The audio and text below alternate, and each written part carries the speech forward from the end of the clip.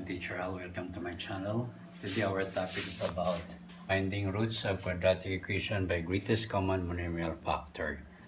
So, using the greatest common monomial factor for finding this given quadratic equation, we're going to know the common and the numerical coefficient. Since wala, forward tayo sa variable. Ang common dito ay yung x. So we have here x, then they will use parentheses, then we're going to divide. Pag divide, minus natin, x squared divided by x equals x. Then x times x equals x squared. Then negative, then 81. Wala na yung x kasi 81 times x equals 81x, or 81x divided by x, cancelled na yan, kaya 81, okay? Now, to find the equals to 0, to find the roots of this given, we're going to equate by 0 now. X equals to 0, then x minus 81 equals to 0, then x is equals to 81. When we transpose, change the sign. So, ito na po yung ating roots.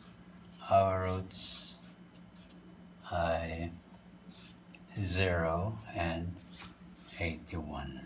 Okay. Next, number 2. The same, we're going by using the greatest common monomial factor. Sa 36 sa numerical, wala pa tayo. Pero sa variable, mayroong common. That's why we have here x. Then, parentheses, divide po natin. X squared divided by x equals x. Check natin by multiplying. X times x equals x squared, positive here. Then 36x divided by x, cancelled, we have 36 equals to 0.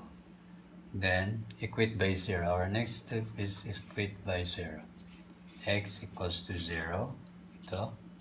And here, x plus 36 equals to 0. Then transpose equals x equals negative 36.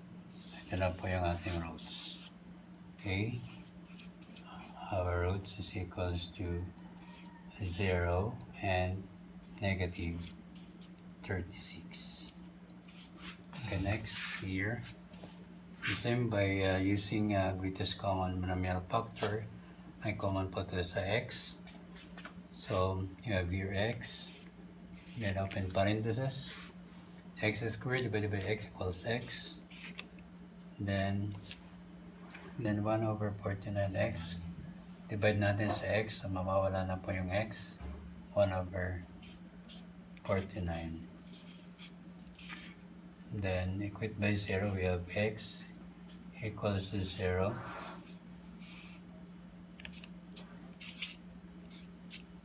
Then x minus 149 equals to 0. And x equals transpose equals 1. Pag nag-transpose po tayo, magiging negative, magiging positive. 149. So ito na po yung ating roots. Therefore, our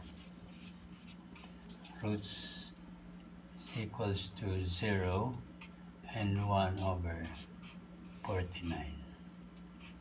Okay.